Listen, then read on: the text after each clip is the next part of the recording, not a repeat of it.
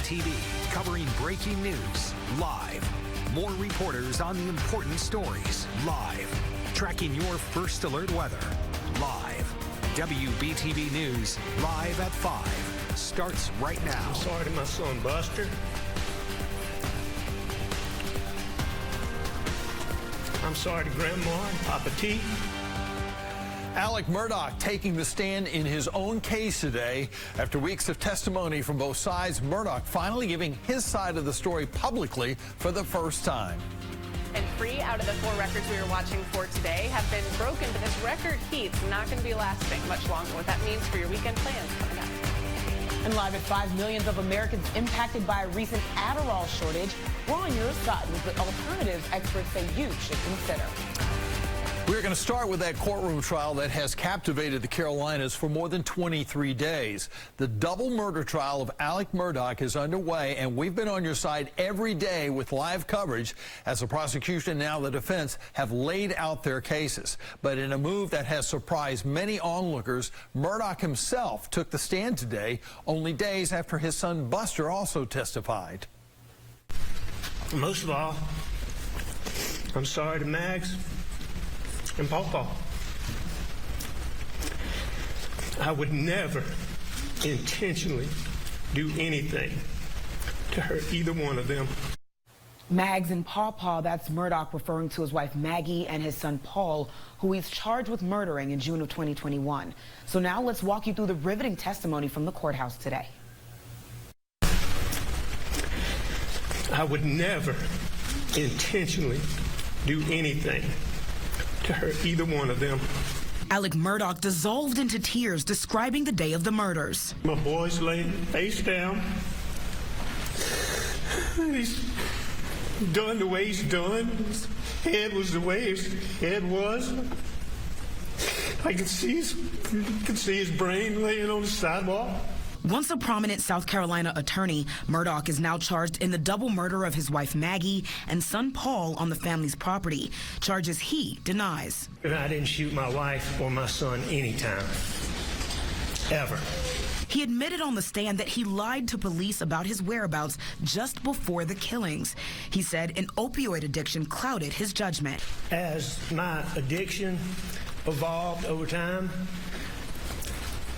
I would get in these situations or circumstances where I would get paranoid thinking. Murdaugh said there had been threats on Paul's life in the past.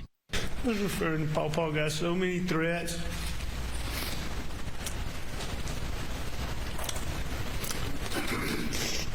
Didn't take serious.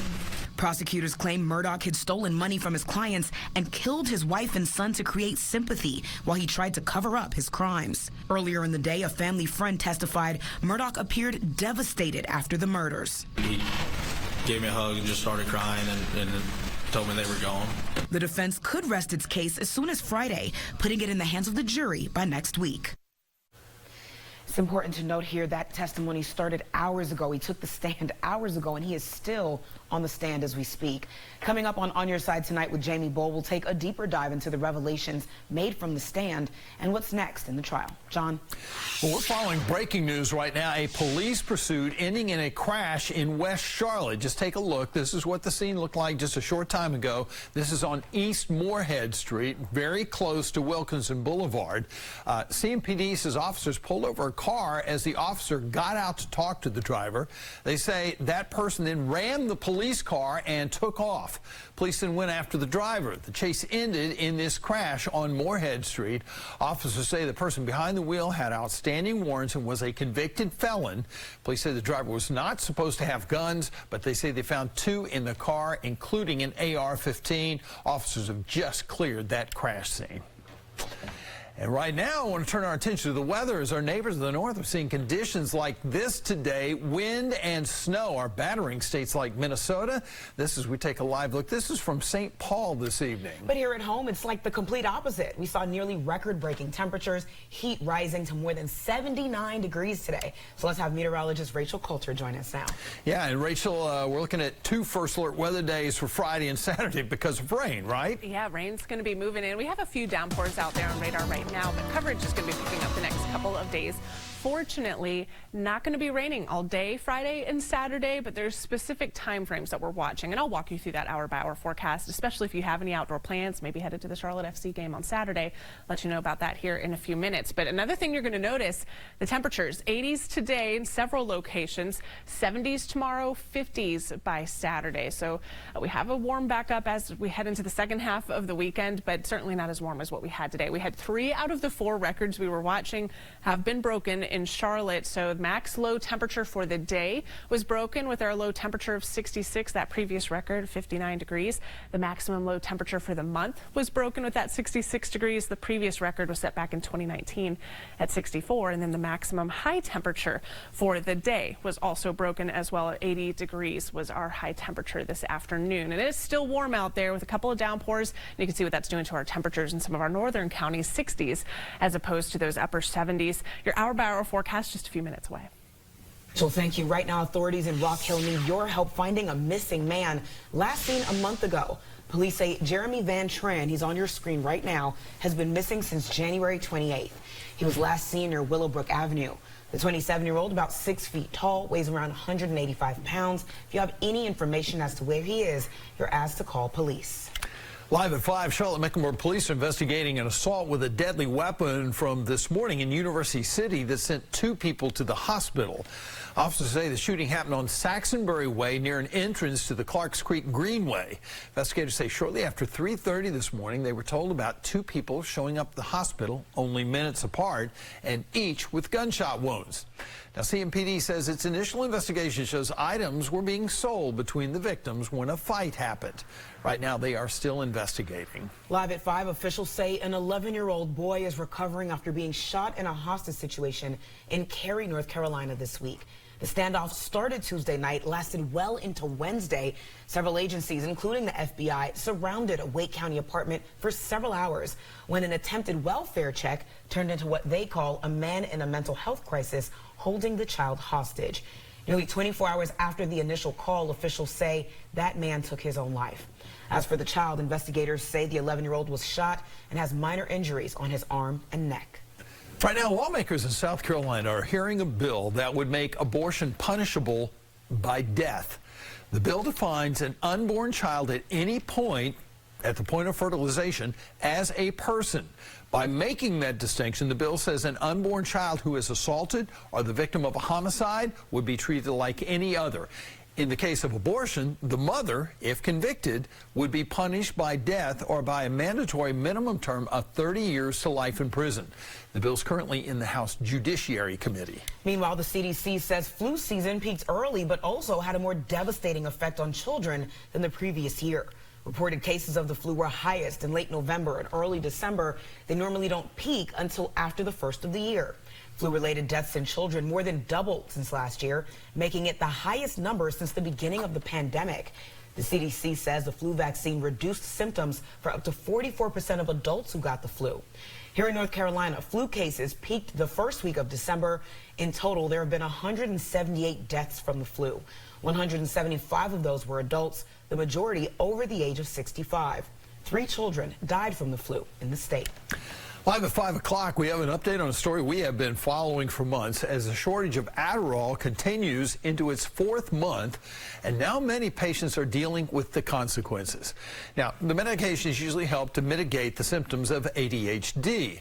So now we have Chris Wynn live in Washington, D.C. this evening with more on this story here. And Chris, I know that Adderall users are struggling with this shortage here, but we don't really know what the reason behind this is, do we? What can you tell us about it?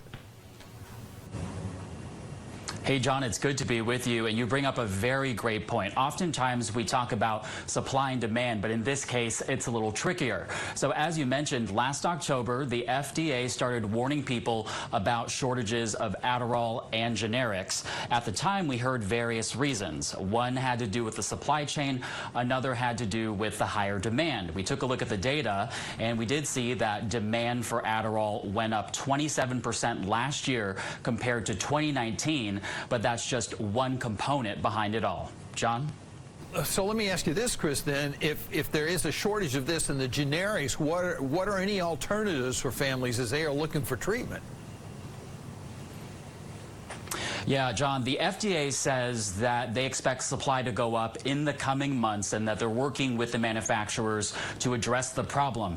Until then, doctors say it's important for people to check with their medical provider to see if there's a suitable alternative, perhaps another generic in their area, in their community, because these shortages are, it just depends on where you are in the country and, where things are being shipped. And so, some families, though, have resorted to rationing supply on hand, but doctors say that's a big no-no, and again, they want to make sure that people check with their health provider before they go that route. For families who might be watching, the CDC says that children can receive therapy to help with managing the symptoms and provide additional coping skills.